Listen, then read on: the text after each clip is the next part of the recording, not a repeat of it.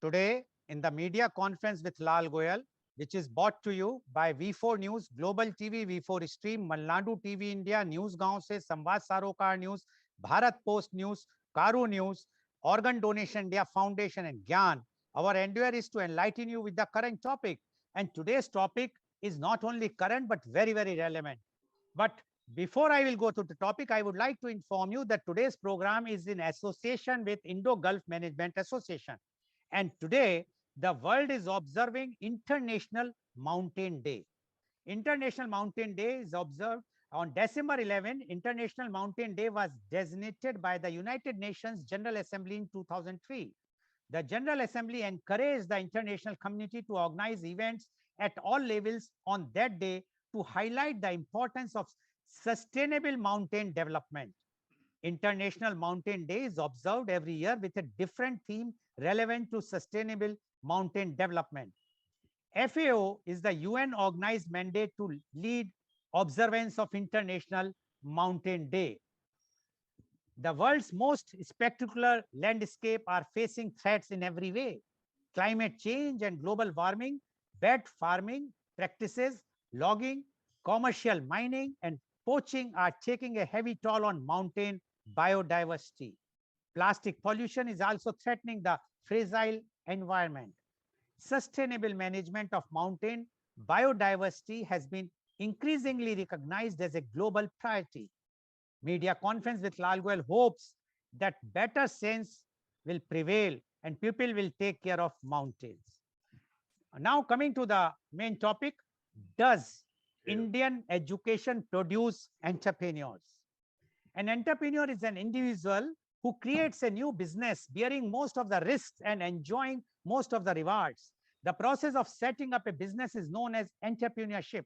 The entrepreneur is commonly seen as an innovator, a source of new ideas, goods, services, and business or procedures. More narrow definitions have described entrepreneurship as the process of designing, launching, and running a new business, which is often similar to a small business, or as the capacity and willingness to develop, organize, and manage a business venture along with any of its risks to make a profit. The people who create these businesses are often referred to as entrepreneurs. While definitions of entrepreneurship typically focus on the launching and running of businesses due to the high risk involved in launching a startup, a significant proportion of startup businesses have to close due to lack of funding, bad business decisions, government policies, and economic crisis, lack of market demand, or a combination of all of these. In the field of economics, the term entrepreneur is used for an entity which has the ability to translate inventions or technologies into products and services. In this sense, entrepreneurship describes activities on the part of both established firms and new businesses.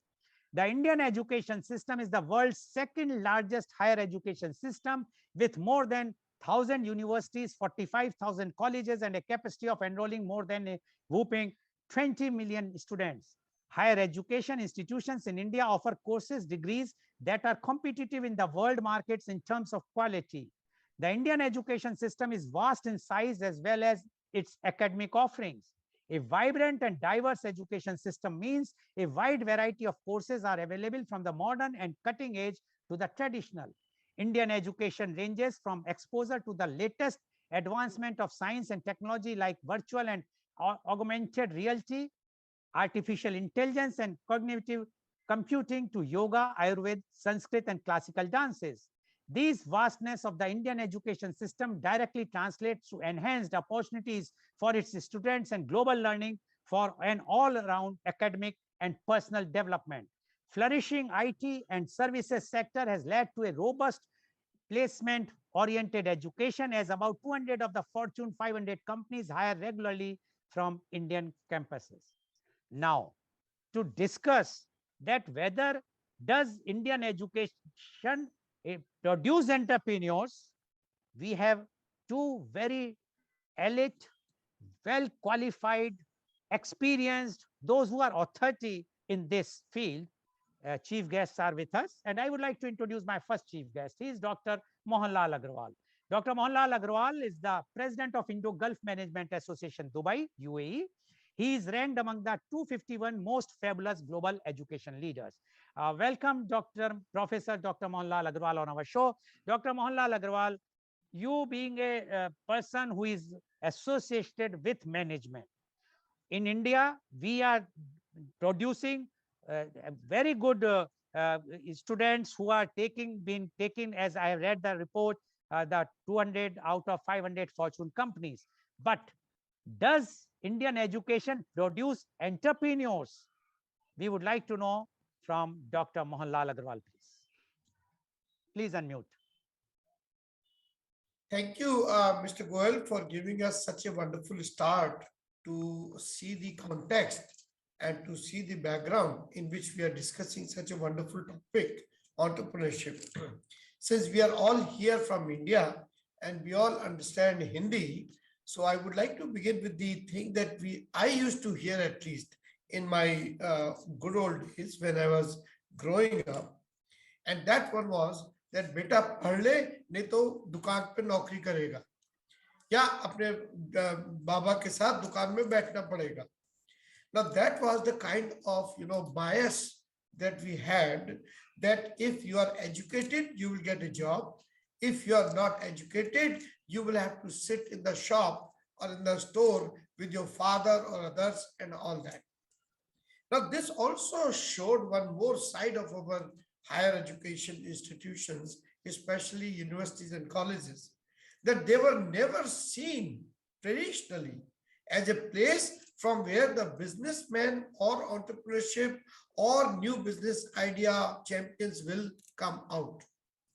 It was a very clear, I would say, affirmation of that Macaulay system, that we are only creating babus or bureaucrats, and we are only creating people who will be obedient servants of these babus. So these people were supposed to be the process drivers rather than disruptors. Well, in the modern sense, if you see, universities and colleges, they are seen as the places of idea disruption, idea creation, and idea progression, which has not been seen in the past before. Look at the top three techno companies that we have in the world, whether it is Facebook, whether it is Google, whether it is Qualcomm, all of them were started on campus.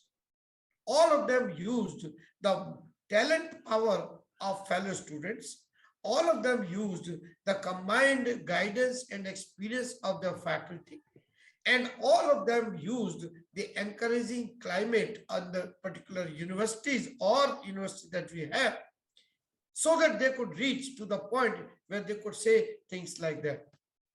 If I can just further that particular thing a little bit more, today in the world, there are several funds which are available, entrepreneurship funds which are available, which have been created only and only for campus ideas, campus entrepreneurship, and campus startups. And these funds are not only for them, but they're also managed by students. So it is not that they are being managed by people who have a business interest only. These, like for instance, one of the ones which I am really trying hard one day to bring it to Dubai is the campus capital.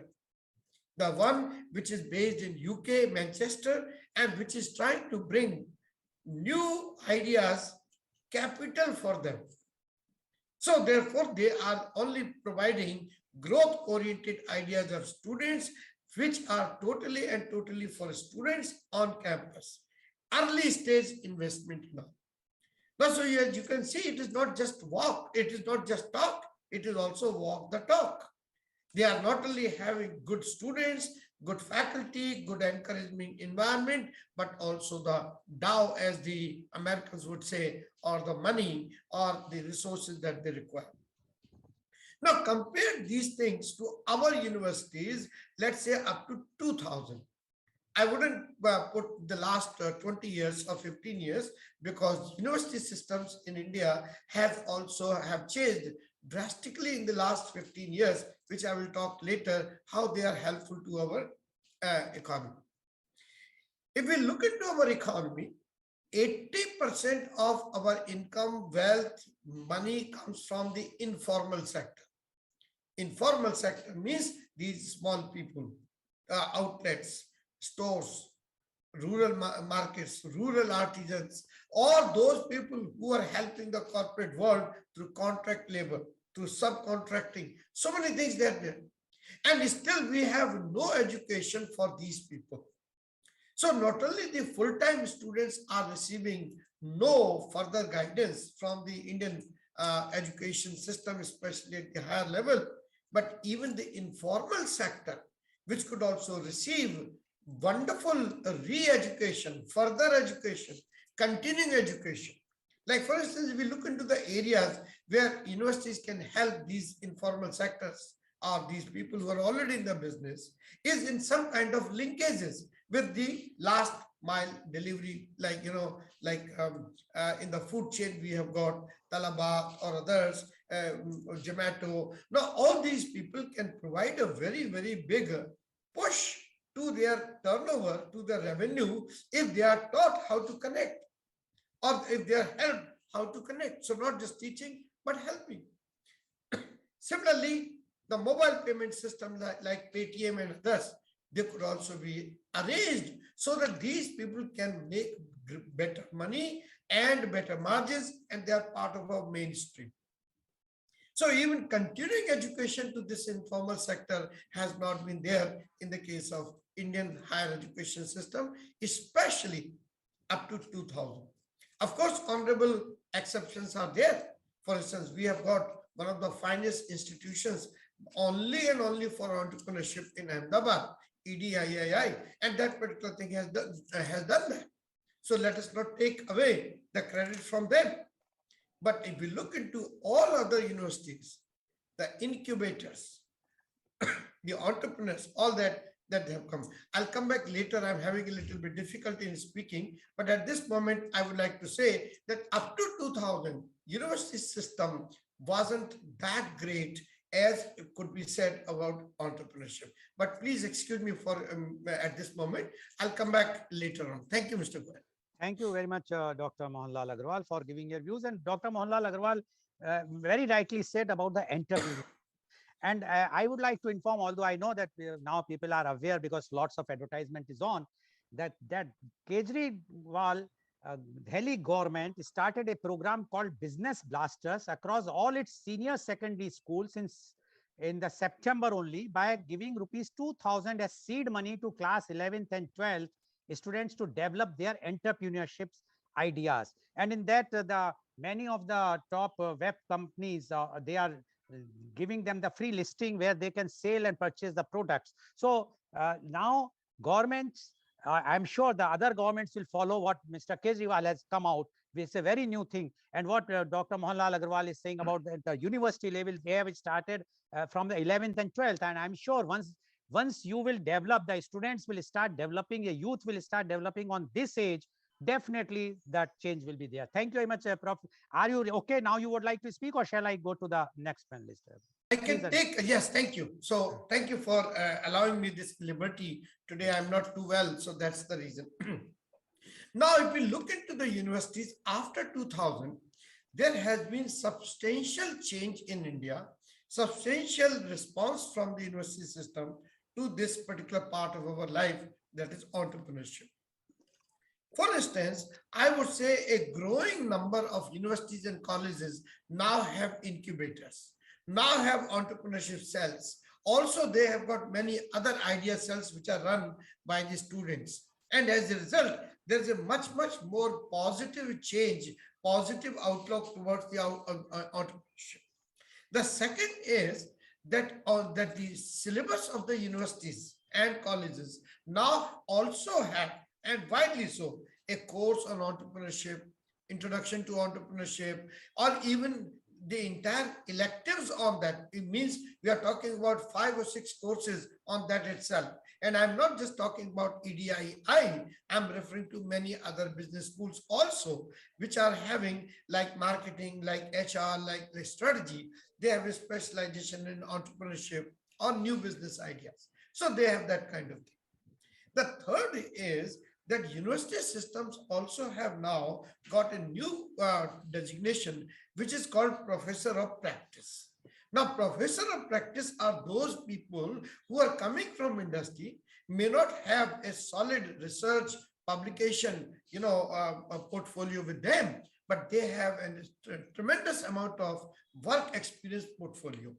They have managed the risk, they have created the risk, they have absorbed the risk, and they have also initiated the risk when they were executives, either CEOs and all. So therefore, that particular thing helps a lot. The professor of practice helps a lot higher education system as well as universities in terms of going towards that. The next also is that many business schools and colleges, now they have created their own fund, like they are creating for placement, they are also giving for entrepreneurship.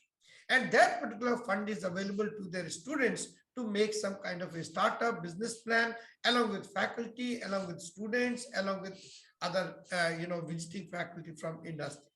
In other words, they are touching all stakeholders into this particular aspect and helping them.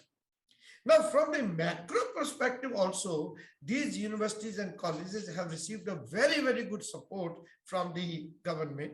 And one scheme I would really, really like to highlight is Atal Innovation Mission. Atal Innovation Mission has been, in my opinion, a game changer in India, which is housed in the Planning Commission or NITI Aayog, now that we call it, and where, this particular thing is providing very, very clear, I would say directions, funding also, partnership also, so that the universities can focus on focused aspects of entrepreneurship, whether it is a fintech, whether it is services, whether it is something else, but they are providing focused attention and focused incubation and focused guidance of Atal Innovation Mission. I definitely consider it as a very, very good thing. The other thing is also, and this is the last point I would like to make, in terms of new universities, that many universities now have, or business schools now have, a method of what is known as deferred placement. Deferred placement means that if a student wants to pursue entrepreneurship and doesn't want to be on campus for jobs, like campus placement and all, they will allow such students to come back to their campus maybe in 2 years or 3 years, and again participate in the placement if for those particular reasons they want to pursue. I thought this is a wonderful idea. Otherwise, parents of these students, they may think that I will miss the bus of the placement, so let me take the placement and thereafter, think about it. Here they are saying no problem, you can come back to placement season again after 2 years, but for those 2 years you want to try entrepreneurship, go for it. I think this is a fantastic, opportunity being given by higher education universities.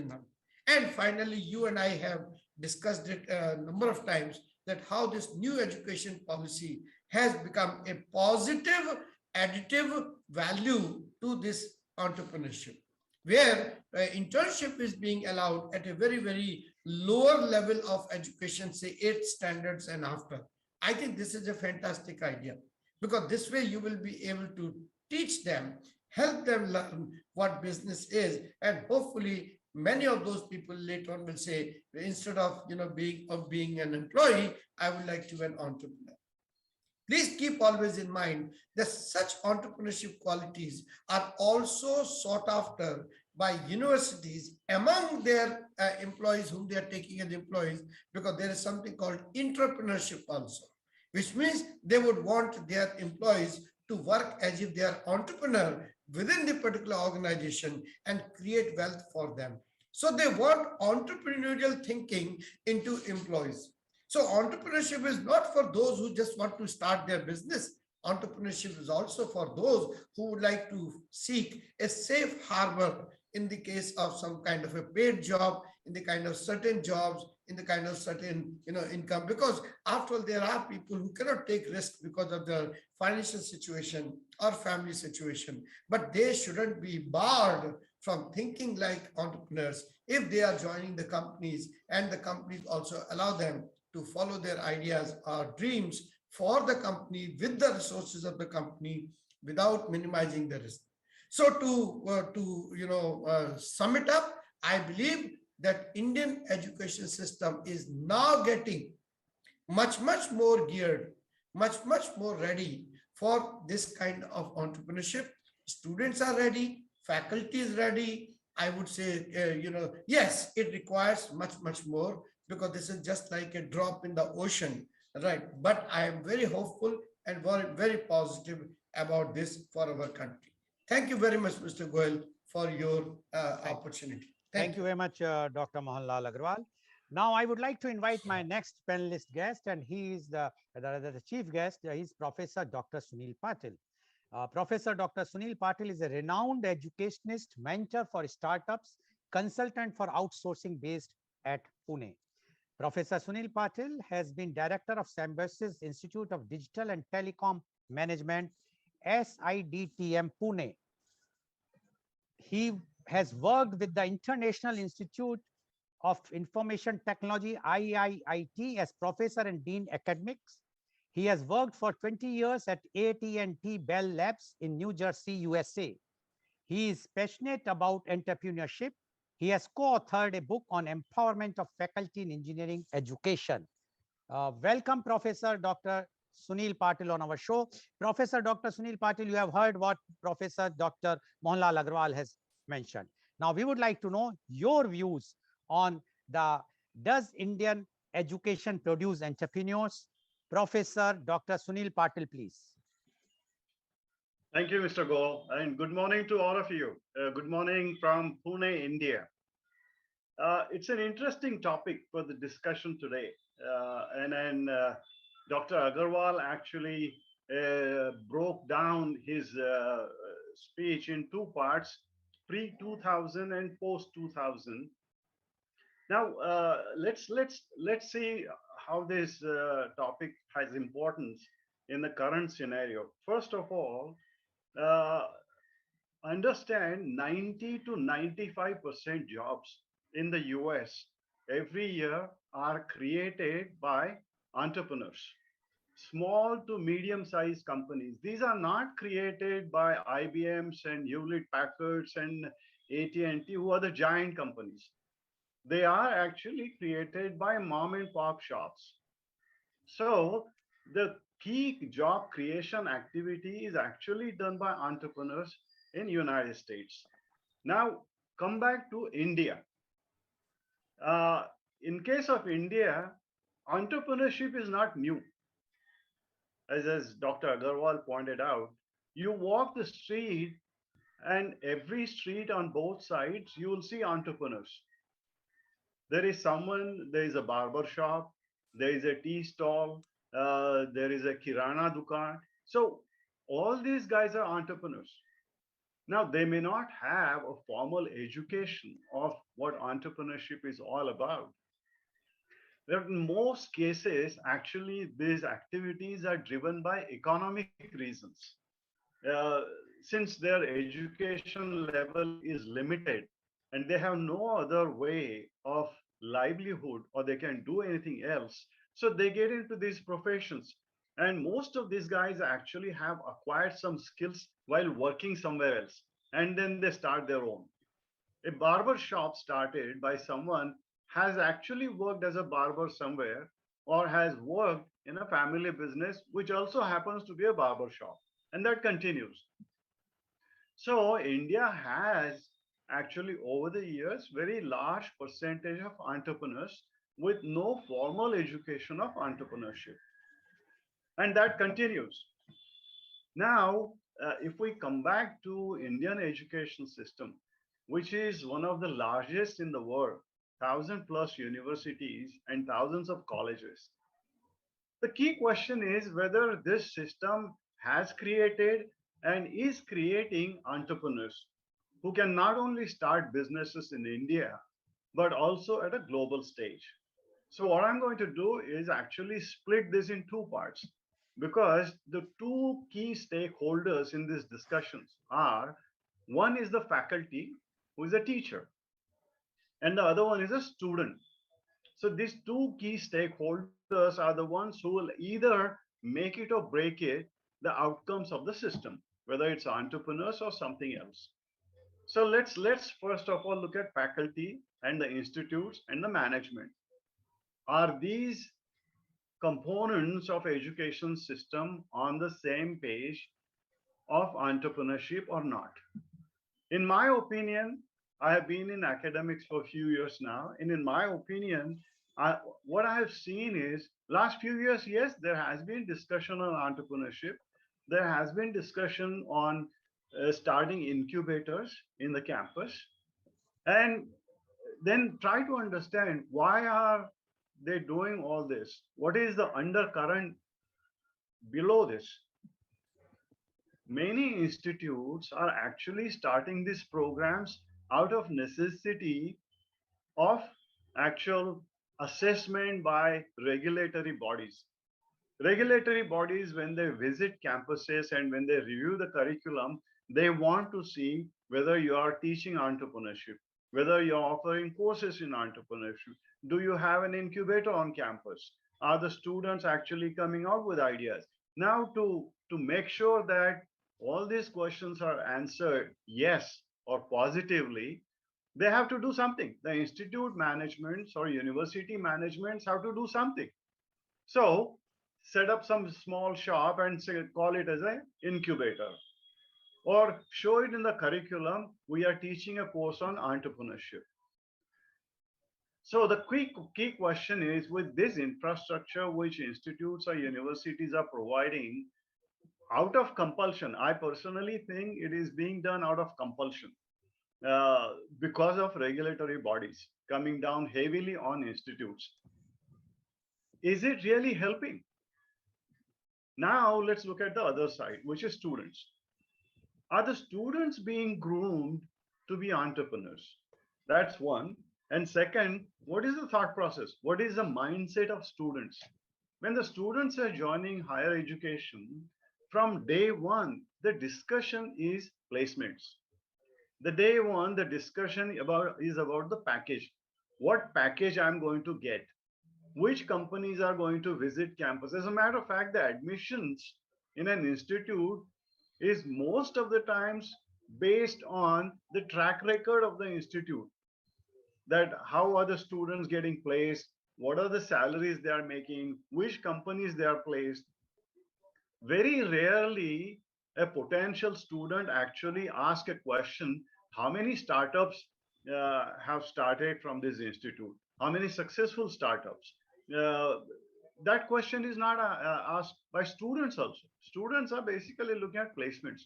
So there are two sides of the coin, the institute and students. So we cannot, if I say Indian education system has not delivered so far in creating entrepreneurs, then it's a very simple answer for a very complex problem. And as I said, the stakeholders, both or all the parties have to come on board. Now, coming to entrepreneurship education. What is entrepreneurship education? There are myths about entrepreneurs in students.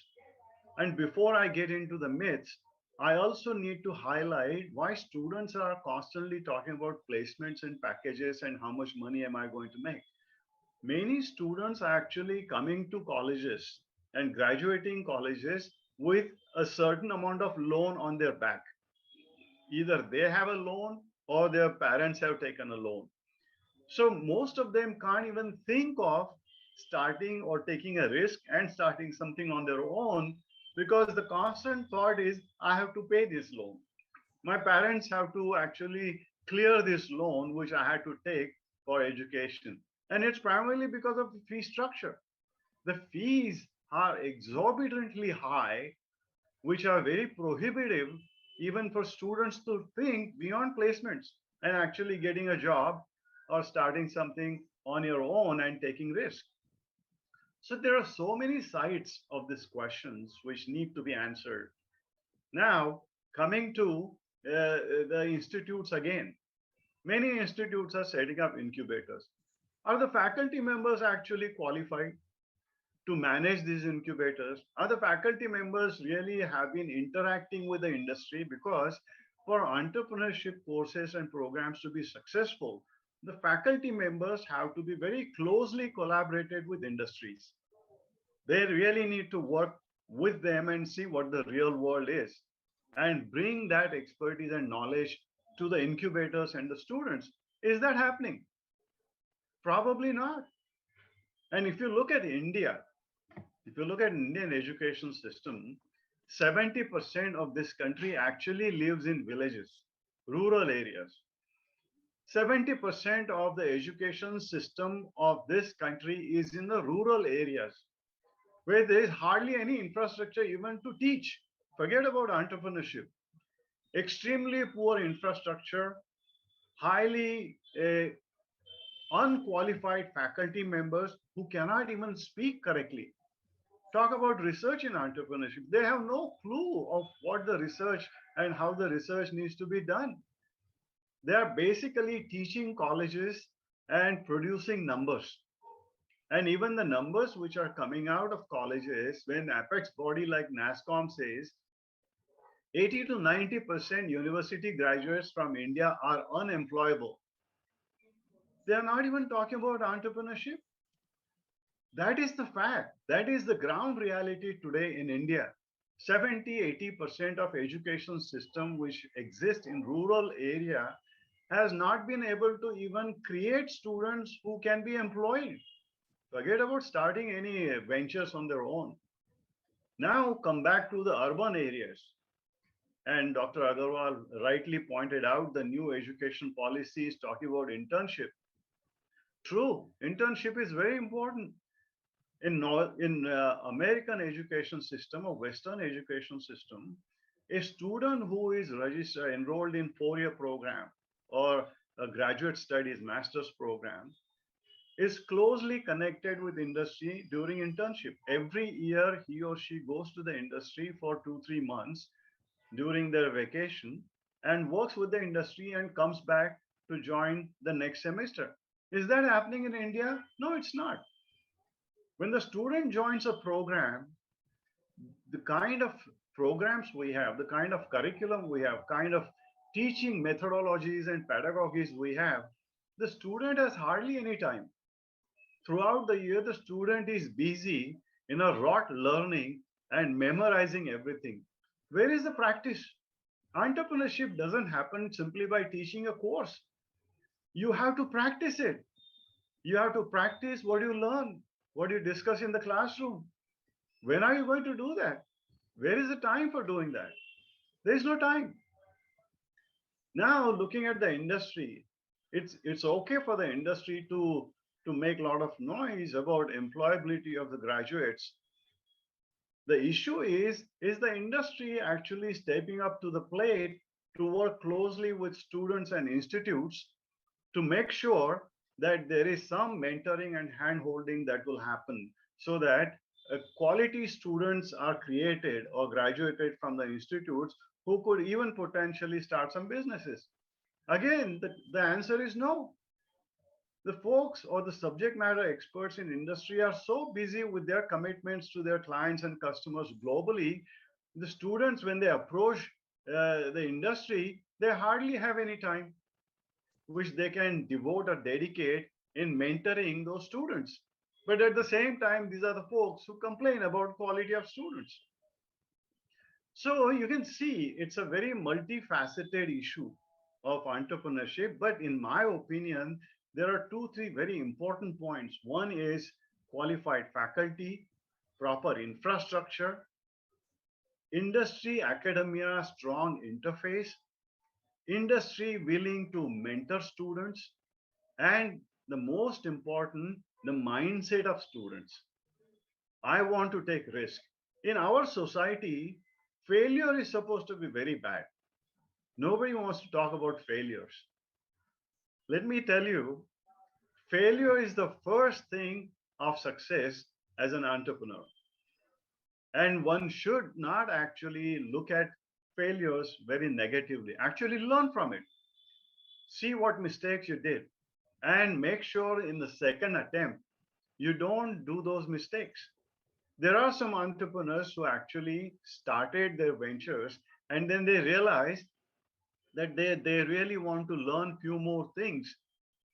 they have either gone back to institutes and learned those things, or they have gone back and worked for a company where they have learned those things, and then they have come out again and started a venture. So the students have to understand that once I graduate, that is not end of the line as far as my learning is concerned. That is just the beginning of your education. That is the beginning of your learning. Because now, if you are going to launch a venture, you will learn a lot. And in a very short span of time, you will learn maximum. Something takes years and years to learn in a top large companies. So learning happens very fast. But the system, education system, has to be uh, supportive and make sure that the system is going to create entrepreneurs. Unfortunately, in my opinion at least, Indian education system so far has not done a desired job that from a large system is expected. There are premier institutes in India. There are IITs and IIMs and NITs, and people always talk about those, and many entrepreneurs are coming out of those institutes, which is great for India. But if you look at 1,000 universities, the premier institutes actually make hardly 10%. 90% of the system is not IITs and IIMs and NITs. Those 90% of the education system, the institutes in that part, or 90% of the part, is actually not talking about entrepreneurs, don't have funds to talk about entrepreneurs, don't have faculty who can teach students to create entrepreneurs, and there's no infrastructure. And by the way, their industry academia interface is extremely weak because the institutes which are tier 2, tier 3 institutes in villages and small cities, there are no companies there. Most of the companies are in a very few pockets of the country, the Bangalore, the NCR, the Mumbai, and Pune. But there are a large number of universities and institutes which are away from these. And most of the interface of these universities is actually saturated and consumed by the institutes in urban areas. So the institutes in rural areas are not creating entrepreneurs. But does that mean that the institutes in rural areas is a gone case? No. Actually, there is something called rural pruners. So institutes in rural areas, the faculty members in rural areas should start teaching students that we don't need to look at actually the urban areas or the companies. Look at our own lifestyle. Look at what we need. Look at what our needs are. And let's start addressing those needs by starting some ventures. There is no need for these institutes to always look at companies based in Mumbai, Pune, and NCR. They should start creating entrepreneurs locally for local population to solve local problems. And I think the opportunities will be tremendous. So the system has to be open. Students have to have a mindset and both have to work together. I think India can do it. The changes will happen, I think. The NEP 2020 will be implemented over a period of time. Uh, I tend to be a little skeptic. By 2030, 35, it is expected the NEP 2020 will be implemented. I have my doubts because if you look at NEP 86, NEP 68, which are the education policies published before, most of the recommendations from those policies are not even implemented today. And you see those in new policy, which is 2020. So I dare to say that everything that is recommended in NEP 2020 may not be implemented by 2035. I just hope and pray that most of the critical components are implemented. Lastly, entrepreneurship education should not be limited to higher education institutes. My take is entrepreneurship should be talked about even in schools, primary schools, secondary schools. Why not? These are teenagers who can think very smartly. They have access to information. Let's ignite the fire. They can be entrepreneurs. Why not create exceptional entrepreneurs at the age of 15 and 16 in the country? Why do we have to wait till we graduate from universities? So I would expect the entrepreneurship discussion even at high school levels. And the teachers have to change their mindset. They are not there to fill the pail. They are there to fire, to ignite the fire on the students.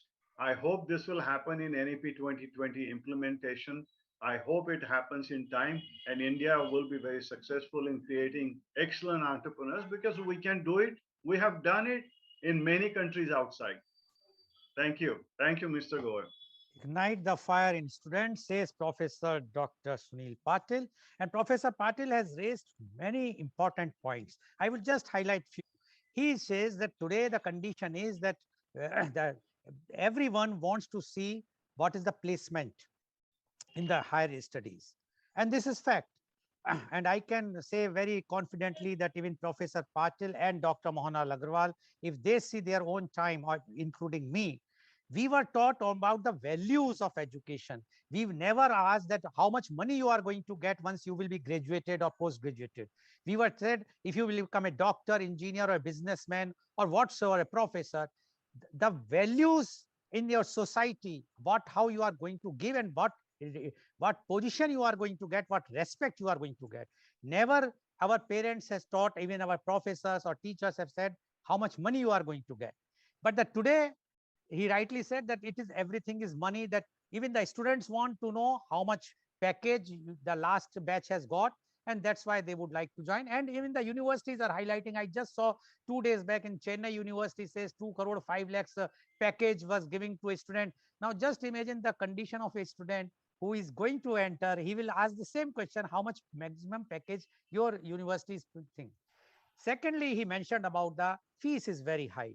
There's no doubt about it. And one of my earlier discussions, everybody says the fees is very high. It should be reduced. Otherwise, it will be the higher education will be limited only for those who can afford to go, not for everyone. He said about the unemployability, because unemployability is because the skill is not there. They are not trained, properly trained. And he rightly said 80% or 90% of our youth are unemployable. So the fault lies even in the youth also, as well as the professors or the teachers or the educators, because that type of quality education which is required is lacking. And then a very important point he mentioned about that the professor, the teachers, or the society has to become mentors instead of that just teaching. So again, I will repeat the Kejriwal Delhi government model. In this, they are asking from the general public, the civil society, whosoever can give 10 minutes every day or a week for mentoring the students. And that's a honorary thing. But this is a very good thing. If civil society take up that, if I will give 10 minutes or whatsoever time for mentoring the students, sitting at my home or just going to that school or college, what is the harm in that? Then only we can expect that we will be creating, the Indian education system will create entrepreneurs. Thank you very much, Professor Sunil Patil. Although you have given so many points, if I will summarize, it will be the entire program. But yes, very, very important points what you and Professor Dr. Mohanlal Agarwal has given. Thank you very much. Now I would like to invite my youth guest, and I would like to invite my first youth guest, and she is Sri Sushma. Miss Sri Sushma, you have heard what our chief guest, Professor Dr. Mohanlal Agarwal, as well as Professor Dr. Sunil Patil has spoken, and they have given their details. We would like to know your views on, does Indian education produce entrepreneurs? First, you introduce yourself and then please speak. Yes, sir. So good morning, everyone. I'm Sushma, pursuing BBA second year from Shai Sukhdev College of Business Studies, Delhi University.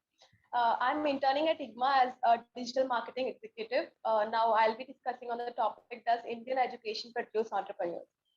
So firstly, entrepreneurship is the most determining factor for the industrial growth of any country. There are various government initiatives being undertaken in recent years to develop entrepreneurial skills in learners, like Make in India, Startup India, Skill India, and Artificial Innovation Mission in Niti Aayog, as mentioned by Mohan sir. And these are intended to transform the Indian economy into entrepreneurial one. Though India is witnessing many initiatives in this direction, it is still required more sustained efforts in the domain of entrepreneurship education. There are few institutes which offer entrepreneurship education as a discipline, as we also have in our college, and there are some that offer it as a part of the vast syllabus. But the question remains whether these initiatives are enough to push entrepreneurship to a scale that India desires. It is good to note that society is waking up to the grip of entrepreneurship. Some studies also reveal that a majority of youth in our country is still interested in securing a well paying job. Very few take the decision to pursue entrepreneurship as a career, and a few examples of failure will further discourage those potential entrepreneurs too. So, the entrepreneurship education in academic curriculum is an important factor in encouraging effective youth entrepreneurship. And generally, a cultural experiential learning will provide students an opportunity to learn from the professional world and thereby help them in their entrepreneurial journey. So, for this, the entrepreneurs are not necessarily born but could be nurtured, developed through trainings as well. And it's a common observation that in countries where entrepreneurship has been flourishing, the management and professional institutions or colleges play a key role in promoting entrepreneurship. Institutions in these countries design structured entrepreneurship programs, courses, entrepreneurship cells, placement cells, internships to ensure that students give a thought to choose the path of becoming entrepreneurs. So, in this developing world like India, entrepreneurship is picking up gradually, but salaried jobs still predominate. Here, what needs to mention is that countries are experiencing a scenario where job opportunities are becoming less and thereby giving many reasons to promote entrepreneurship. The important point here is that the entrepreneurship is also guided by knowledge. Like courses on entrepreneurship develop an individual to analyze opportunities and take initiatives based on calculated risk. They are trained in creating, developing, nurturing an enterprise by imparting knowledge on procedures, legal aspects, business environment, skills of managing people, money, material markets, and all. So, strengthening entrepreneurship education will impact the entire entrepreneurial environment as it will ensure the development of skills that are required to generate an entrepreneurial mindset and will develop future leaders who can, solve more complex and integrated problems. It will also be helpful for the SMEs, small and medium enterprises who wish their future generation to grow their family business, as mentioned by Sunil sir. In India, most of the businesses are family owned, and most of these do not have succession plans. That's why they are not able to continue those businesses that have already introduced by their family members.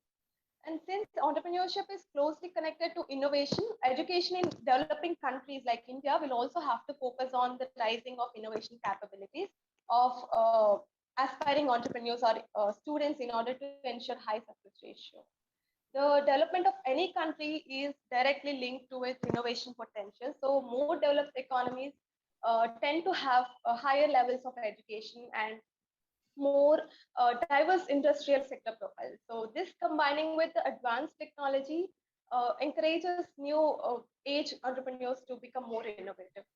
Universities or institutions in India have begun to respond by creating incubators and entrepreneurship cells where a student get access to the right resources and guidance from faculty as well as the mentors from the business world like Sunil sir has mentioned. In addition to this, student run organization promotes peer learning and creating a vibrant community. Government policies are also enhancing their potential to, they support the entrepreneurial ecosystem, but it's a matter of time that these initiatives help in entrepreneurship development in India. So apart from improvement in education and training, along with government policies, factors like financial support, economic climate, commercial infrastructure, and social cultural norms play a pivotal role in growth of entrepreneurship in India. So today's education system is more like focus on theoretical rather than developing real problem solving skills. The focus is on writing papers and making grades and not maximizing any employability or experience. We need more work experience, so opportunities for students to work at not just one, but a variety of different startups and businesses to give them hands-on experience. The entrepreneurial skill set is one learned through experience only, as mentioned by all the speakers today. And the encouragement of student entrepreneurs should be a key component, as it is a key factor on economic growth and development of countries, providing employment and enhancing productivity, contributing to high levels of creativity and innovation, creating wealth, especially after this Please be COVID brief. pandemic. Yeah. So finally, I would say that it is incorrect to say that Indian education system is not producing entrepreneurs. It is producing, but in not in mass due to lack of requisite facilities, outdated or out of context with respect to present society, is unable to create interest among young learners. But still, there are so many successful entrepreneurs existing in India who is excelling in this domain and contributing to economy till date. Yeah, that's it from my side. Thank you. Thank you, Ms. Shri Sushma. You have any question for our chief guest? No, sir. Okay. So thank you very much, Ms. Shri Sushma. And you have rightly said that the students or youth wants to go more for the jobs, secure jobs, and instead of going to for the entrepreneurship. But yes, if it will be nurtured, definitely the students can go for the entrepreneurship. Thank you very much, Ms. Shri Sushma, for giving your views. Now I would like to invite my next youth guest, and he is Mr. Sanjay P. Menon. Mr. Sanjay P. Menon, you have heard our chief guest, Professor Dr. Lal Goel, as well as Professor Dr. Sunil Patil, as well as the earlier youth guest. We would like to know your views on, does Indian education produce entrepreneurs? Mr. Sanjay P. Menon, please. First, introduce yourself. Good morning, sir. Good morning, everyone. Thank you for this enlightening session. I'm doing my PGDM majors in marketing in IFM Business School, Bangalore. And to start with the quote from famous economist T.N. Srinivasan, India has been an entrepreneurial society. We had entrepreneurial skills, but suppressed it for too long, and now it is thriving. New entrepreneurs who do not belong to the traditional business communities has begun to emerge in large numbers. But how far it is sustaining is the question. So as per the, to quote the National Knowledge Commission, 50% of the entrepreneurs experience difficulties while seeking statutory clearance and licenses. 2/3 faced hassles while filing taxes, and 60% claim to have encountered corruption. Another hurdle is in accessing reliable information on registration, procedures, finance, and other schemes. 56% claim that the paucity of quality infrastructure, especially transport, power, and telecommunication, was a critical barrier. As a result of these hurdles, the proportion of closure of units, startups, are very high in India. So, and what the government has to do is to make sure that these hurdles or these problems are not happening in the future. So only then we can assure that these startups, or we can give a more fertile place for the youth to start their entrepreneurs. And to have a proper entrepreneurial ecosystem in India, there are three major factors, which is entrepreneurial mentors and curriculum and stakeholders. Entrepreneurial mentors are the central organs of the entrepreneurship education. There should be an effective and efficient knowledge persons in the following areas. Should have entrepreneurial skills, effective teaching, training in entrepreneurship education, and no gap should be between theory and practice.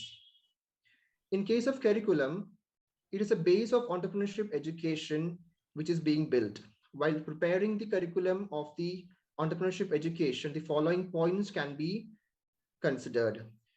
Should provide a long-run vision for the aspirants. Entrepreneurship education should be made compulsory for all the courses. Curriculum should be employment-oriented. Barriers and hurdles while framing the curriculum should be chalked out and resolved by the experts. The curriculum should be modified from time to time as per the need of the business world in the current scenario. And at last, the stakeholders. The entire entrepreneurship education is dependent upon the stakeholders such as parents, NGOs, reaction of society, local, central, as well as state governments. Thus, the stakeholders' involvement in recruitment of entrepreneurship education mentors formation and development of curriculum, etc., are important. Thank you. Thank you, Mr. Menon, for giving your views. You have any question for our chief guests? Fine, so I'm just listening. I will. Okay. Thank you very much, Mr. Menon, for giving your views. Now, I would like to invite my next youth guest, and she is Miss Shivangi Garg. Miss Shivangi Garg, you have heard our chief guest, Professor Dr. Lal Goel, as well as Professor Dr. Sunil Patil, and earlier youth guest. We would like to know now your views on does Indian education produce entrepreneurs? Miss Shivangi, please.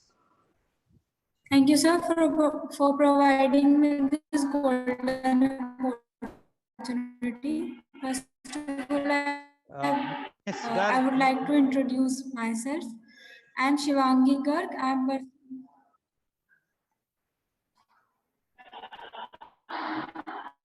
Currently, I am from a proverb. Formal education will make you a living. No, Miss Garg, we can't hear you. Sorry, Miss Garg, we can't hear you properly. Your network is having problem. What I suggest, you just change the location. You are using the mobile network. If you are using the Wi-Fi, switch over to mobile network. Otherwise, go to the other location and then rejoin, because it is not working. Meanwhile, I will go to the next youth guest. Thank you. And just try to check where the proper your range is there. Now, I would like to invite my next panelist guest, youth guest, and he is Mr. Vaibhav Mungra.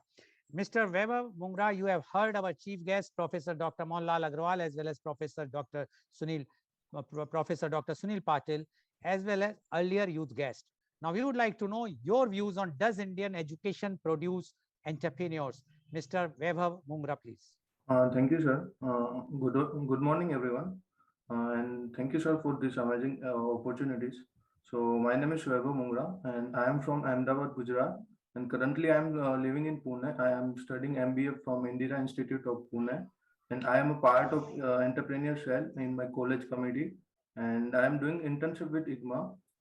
It's a opportunity for me. And so entrepreneurs have always been my inspiration since my father himself is one. So I have seen him sacrifice his vacation time and free time with families in order to earn money. So the topic for today's discussion is, does Indian education create entrepreneurs? So unfortunately, Indian entrepreneurial system have not generated much interest among the students to choose entrepreneurship as an alternative career option from searching job in both public and private sector. But India has produced many entrepreneurs. Just the sad fact that most of us don't know their names, as we do of Bill Gates and Mark Zuckerberg. All respect to this genius. So, but I assure you, some Indians people to have turned out our life to a better. Here are some examples, like starting with obvious, we have Satya Nadella, the CEO of Microsoft, who completed his bachelor degree from Manipal Institute of Technology, and also the ex-VP of MS Cloud. And another obvious one, we have Rajiv Suri, the CEO of Nokia, and also MIT alumni. And let us not forget about the man who gave many of us our first email IDs. Sabir Bhatia, Hotmail, is a BITS Pilenia alumna, and one which I surprised many don't remember is Ajay Bhatt, the co-founder of USB. He is the MSU Baroda alumna and has 30 plus tech patents. So I think apart from the education system, our education philosophy also promote entrepreneurship quality in a student. But the sad fact is that we are made to learn by rote. This is the sad truth for the majority of us. We have always tried to quantify education using marks and percentage. We don't aim for quality, and startup don't earn money immediately. They require money, and there's the risk of failure and losing all the invested resources. So great entrepreneurs have originated from India, and this trend is likely to continue. So as Professor Dr. Lal Goel rightly said, more than 80% of Indians find livelihood in informal sector, which excludes from formal jobs and companies, government and other organizations. So, and the agriculture sector, which accounts for nearly half of the workforce in India, is made up almost entirely of entrepreneurs, farmers, and daily wages earners The industrial and service sector to largely comprise of informal jobs which are fraught with risk. So managing risk is the heart of entrepreneurship, regardless of context. For example, a fruit seller on the street assumes that inordinate risk stock and an unpredictable market and price point in return for a modest reward. In the corporate world, a seasoned executive may leave her stable job at a large firm to raise angel and venture capital funding for a new business ideas. In either case, the entrepreneur's roles to minimize the control of manage risk, the require of certain set of attributes such as dealing with high level of stress, but this also requires a number of learnable skills and attributes. This could include innovation, as we say in India, jugaad. India think out of box, limitless precision. Further, the studies have established that contextual factor such as societal acceptance of and failure can increase entrepreneurial success. Clearly, entrepreneurship is a key of Indian livelihood, and entrepreneurial success is an influenceable outcome. One would then accept that education system to be aligned toward preparing student and society for entrepreneurial success. However, the system today is largely generated toward preparing a student for linear career and jobs.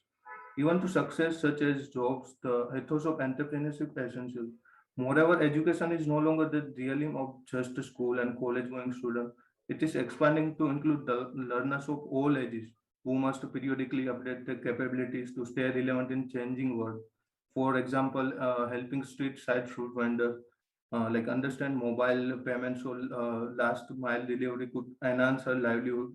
A number of encouraging initiatives have been undertaken in the recent years to develop entrepreneurial skills, which should gather stream with the support of India's new national education policy. For example, the Atal Innovation Mission of Niti Aayog has been working to a launch startup across the country. One such center focus on the FITEX-based grassroots level will be launched in this month. So that's all. Okay, thank you very much, Mr. Vaibhav Mungra, for giving your views. Although Mr. Vaibhav Mungra has mentioned one thing about the CEOs as an entrepreneur, I am not clear. I would like to take the help of Professor Sunil Patil or Dr. Mohanlal Agarwal to clarify whether we can term the CEO of a company as an entrepreneur, or the entrepreneur and CEOs are not the same. Professor Dr. Sunil Patil, if you can just enlighten us.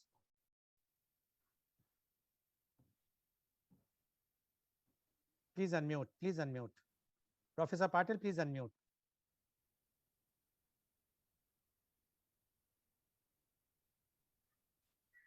Hello, can you hear me? Yes, please. Go ahead. Okay. I think what he mentioned, first of all, there are very few select India educated, successful CEOs. We keep harping on those. I think there are about a dozen of them. So looking at our own system and the numbers that we tend to produce every year, few dozen are making impact in these companies. It's a good thing, but again, we should not be harping on those every time. Now, number two, whether they are entrepreneurs or not, I think they are intrapreneurs. They are working in a company. They are working for shareholders. They are working under the guidance of company policies. So given that setting, there are innovations which are happening in Microsoft and Google and Cisco and other companies. These guys are providing leadership for those innovations, for offering new products and services. So to a level, there are similar things they are doing as entrepreneurs would do in their own venture. But they are called intrapreneurs. They are not exactly entrepreneurs, because both have a separate classification: intrapreneurs and entrepreneurs. Entrepreneurs, they take their own risk, they manage the risk, they mitigate the risk. That's what entrepreneurs do. While in case of companies, they provide leadership, they provide guidance. The risk is actually divided across the entire organization. So the scenarios for entrepreneurs and entrepreneurs is different. The CEOs, I will put them as entrepreneurs, not really entrepreneurs, because they don't own the venture. They don't own the company. Yes. The shareholders own it. Yes. Thank you very much, Professor Dr. Sunil Patil. And as well as CEOs are there today, tomorrow they may not be there. So, but the entrepreneur who has started, unless he will not sell off the organization, he has to be there. And the main problem is the risk. Professor Dr. Mohanlal Agrawal wants to add something. I can see. Yes, please. Please unmute. Please unmute, Professor Agrawal. Yeah, I just wanted to say that the critical factors should be identified by both the university systems as well as by the policymakers. And the critical system, according to me, is the realization that Indian prosperity and peace lies in entrepreneurship rather than just creating job seekers. If that critical part is identified, then all others will fall in place. That is what I feel. And the CEOs are basically a job. They have started their career as in the service only, so they cannot be termed, like Professor Patil has mentioned, they cannot be termed as entrepreneur. Entrepreneur can be termed, not entrepreneur. We want to say anything about that, Dr. Agarwal? No, entrepreneurship is very, very important within the organization, because if the organization doesn't create new patents, new products, new business opportunities, and which is created by executives with entrepreneurial mind, then I think even that also as critical to the society as probably individual entrepreneurship. So corporate entrepreneurship or individual entrepreneurship, the common factor is entrepreneurship wherever you are. So that is why I say that this should be the critical factor. Okay, thank you very much. Now I would like to invite my next panel. You have any question, Mr. Bebab, from our chief guest? You No, want sir. to? Okay, No, thank sir. you. Now I would like to invite my next panelist guest, and she is Miss Tejaswini Singhal. Miss Tejaswini Singhal, you have heard our chief guest, Professor Dr. Mohanlal Agrawal, as well as Professor Dr. Sunil Patil, as well as earlier youth guest. Now we would like to know your views on, does Indian education produce entrepreneurs? Miss Tejaswini Singhal, please. Hello, good morning, everyone. My name is Tejaswini Singhal, and I have done my MBA from ABES Engineering College in 2020. And since then, I am struggling to be an entrepreneur. So this is a topic which is very close to me. So first of all, according to me, what is entrepreneur? According to me, entrepreneur is a person who solves the problem of society or fills a gap of difference with their products or services, and in return the customer who buys their products and services pay them a price. This is basically what I thought. Now it is a journey of a student from campus to entrepreneur, and this journey of a student to become an entrepreneur, there are schools and colleges who focuses on entrepreneurship development of students called entrepreneurship campuses. We really need these type of campuses in our society to help entrepreneurs and students who want to be entrepreneur. So I am lucky enough to find a mentor, Dr. Bindu Agrawal ma'am, and with the she's a entrepreneurship coach, and she drew more than 20 years in her teaching experience in business and entrepreneurship. So she's almost starting a startup called Art of Learning, and I am lucky enough to be a part of it, and we are working on this. So I am lucky enough, and on this platform we will help people and students to pursue their dream of becoming an entrepreneur. So this is one thing which I am lucky enough to find her. And now how normal campuses can help students and help them to become entrepreneurs. it is being seen that Indian students are brilliant and can make a very good entrepreneurs because they tend to have a lot of passion and energetic and have the ability to work for long hours without getting tired. However, there is a lack of experience, credibility, and capital required, which should be filled by the campuses and colleges. So colleges can help students. Of course, they can do many things, but they are not doing it. Although for entrepreneurship, a college degree is not mandatory. Maybe this is the reason many people drop out from colleges because they see college as the hurdle in their dream of pursuing entrepreneurship. There are many examples, some of them like Bill Gates, Sandeep Maheshwari, MBA Chaiwala, Digital Pratik, and many more. These are my inspirations also. But attending college can be very helpful in a sense, in a small sense, as it teaches you the soft skills. In MBA colleges, we are taught personality development, soft skills like ownership, accountability, time management, finance, prioritizing. So I'm MBA in finance, so it helps me in finance, although I'm not very interested in finance, but I have an idea of finance. So education is important. It helps me a lot and it helps students. And it make you emotionally mature. Colleges makes you emotionally mature. Now, the main question is, does the Indian education produce entrepreneurs? So according to me, no.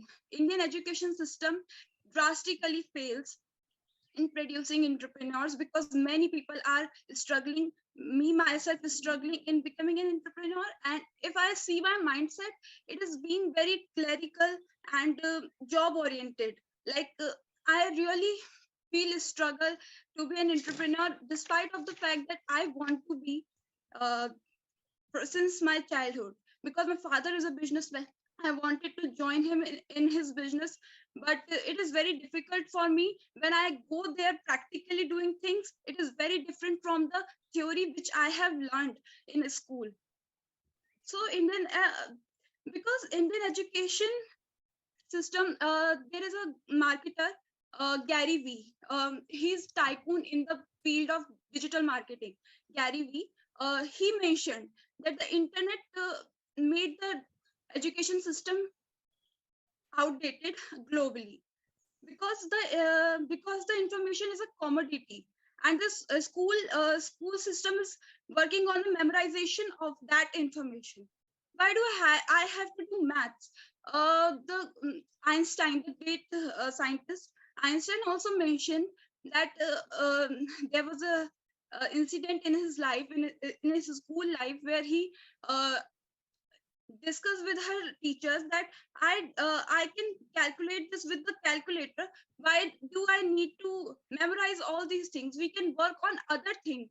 We can do some searches, some research. So he is also not agreed with the education system of that time.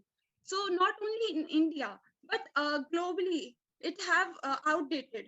I have a smartphone, and on a one click, I have all the information in my hand, on my fingertips. I can get maths. I can get any information from internet. I don't need to memorize anything. I can ask Siri, Alexa, anything. Like, it is so uncomfortably outdated globally because it is predicted or memorization of information. In a world we have information already. Please be brief. Okay, sir. So it is not working for entrepreneurs, but there are many students who are successful in entrepreneurship, like Ritesh Agrawal and Praful Bilore and Digital Pratik and Ajay Bhatt. Mark Zuckerberg had started in campus also. So many students have becoming entrepreneurs, and they're my inspiration. And I hope there will be a revolution, or there will be some changes in Indian education so we can help entrepreneurs. Okay, thank you very much, Ms. Tejaswini Singhal, for giving your Can very... I ask her a question, Tejaswini? Yeah, my only thing is only that... one. Okay, yeah, please go ahead. Okay. Yes, Tejaswini, you have mentioned so many names, and they all came from that university system or were in this, and still you are not hopeful about university system for entrepreneurship. Why? You were mentioning about Bindu also, who is a very good friend of mine. She is in the university, and still you are saying that it is not for entrepreneurship. No, sir, I am hopeful. I am still hopeful and working. So you don't think it is there right now? You are having hope, sir, but you're not. Yes, I am asking for some changes in education system. Okay. Okay. Although Dr. Agrawal, she has also said that she follows those who have dropped out. So according to her, even the education system is now outdated now, and no need of such type of education system. But she has made a very pertinent point. I am sure that we can keep a discussion on this, whether the education is required. The system is totally outdated and we have to change it. Thank you very much, Ms. Tejasmi, for giving your views. Now I would like to invite, I will just see, Ms. Shivangi Garg, are you there? Yes. Okay. So, yes, Ms. Shivangi Garg, please go ahead. Am I audible now? Yes, go ahead, please. First of all, thank you, sir, for providing me this golden opportunity. I am Shivangi Garg. I am currently pursuing my BTech third year in Computer Science branch from Meerut Institute of Technology, Meerut. I would like to start with a proverb. Formal education will make you a living, but self-education will make you a fortune. Today, our main focus lies on the question that does Indian education really produce entrepreneurs? It's wrong to say that Indian education is not producing entrepreneur, but problem is that it's not producing in mass. One of the major problems is also that our world is not unemployment, but it's in the condition of underemployment, because every year thousands of students passes MBA, BTech and other technical degrees, but they do not have adequate skills which are required in corporate sectors. During their academics, they generally focus on the grades, not on the practical knowledge. The most burdensome aspect of our Indian education is focusing only on the books and the paperwork. I just wonder why schools or colleges are not making the education system paper free. Education system should be imparted through computer assisted techniques in today's world. All tasks in education system should be totally computerized. The universities have no funds to promote new research or update the present curriculum. So again, the rote learning to get marks. By that time, a student start to looking for a job. Few exceptions are there who work on their own. No, Ms. Garg, we have again And lost you. We try to can't. learn some new things or create. So the few geniuses you see in the sports or in the science or other technical fields are more Sorry, Ms. Shivangi Garg, your net is not giving supporting you, although you are a computer student, as you said, the engineering student. I think you must know how to tackle the net thing. Anyway, you have made your point and you have given some suggestion. Definitely our chief guests are going to reply, but next time please see to it your internet is working properly so that you can be heard properly. Thank you very much, Ms. Shivangi Garg. We will take you in the next time. Okay, now I would like to go to our chief guest, Professor Dr. Lal Agrawal, as well as Professor Dr. Sunil Patil. First, Professor Dr. Lal Agrawal, you have about 2 to 3 minutes each to give the concluding things, your observations about today's youth conference, as well as your what you would like to say about on the does Indian education produce entrepreneurs. Professor Dr. Lal Agrawal. Thank you, sir, and thank you very much for being so kind and so good to our students, because they do face difficulties and they do not know, but this is a good learning opportunity. I would still say what I said previously, that now Indian education system, both school as well as education, is getting much better geared towards entrepreneurship than it was 2 decades ago. That is number one. Number two, I also believe that the students are also much more ready to take the risk and the plunge and be ready there and come out very well. And number three, I believe most important, that the family system is also supporting young talents to take risks, to be more understanding and to be more supportive. So entrepreneurship is perhaps, in my opinion, entering into the golden era if it is not already there in India. Thank you very much, Professor Dr. Agarwal, and it's entering in the golden era if it is not there in India, says Professor Dr. Mohanlal Agarwal. Now, Professor Dr. Sunil Patil, your views about today's conference. First of all, I think what I would say is, although my talk may have highlighted some points slightly on the negative side, uh, but again, in a forum like this, we must be very honest. We must speak reality. At the same time, we must also be hopeful for the future. And that's where I stand. I am hopeful for the future. I think Indian talent is very much recognized uh, in India and outside India. There is no question about that. The talent needs to be groomed correctly. All this intelligence has to be channeled correctly. If we want job creators instead of job seekers, then we have to make sure that all the hooks and bolts are in place which will support them to be job creators. And if we are very serious in creating jobs, we expect them to create jobs.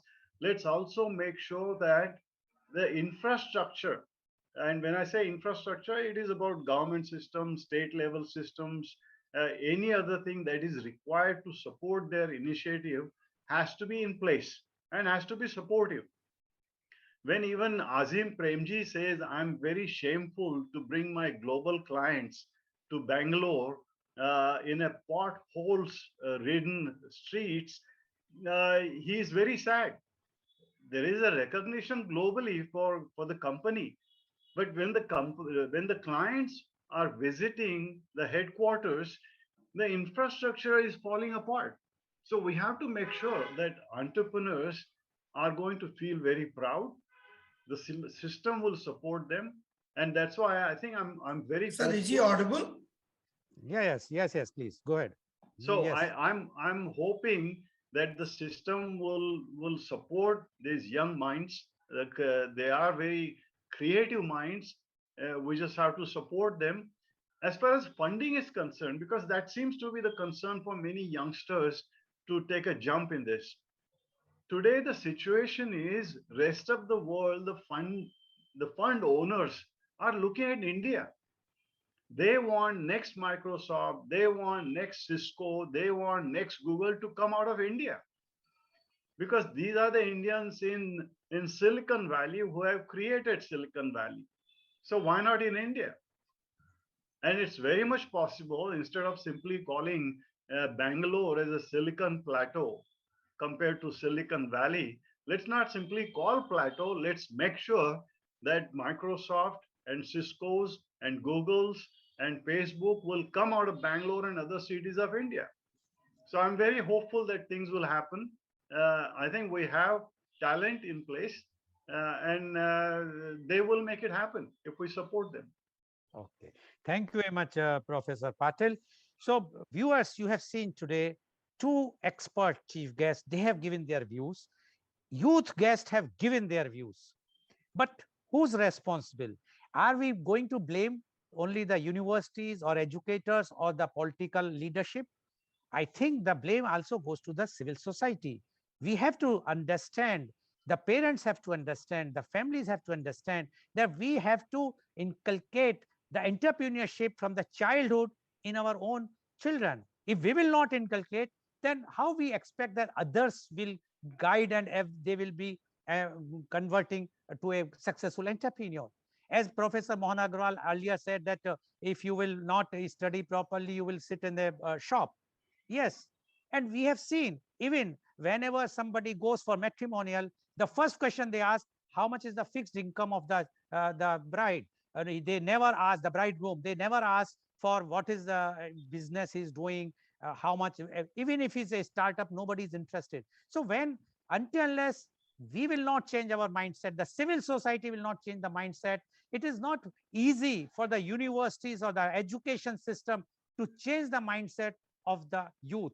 So the responsibility also lies with us, but very, very educative, very, no, very, I must say, informative things which has been told by the youth.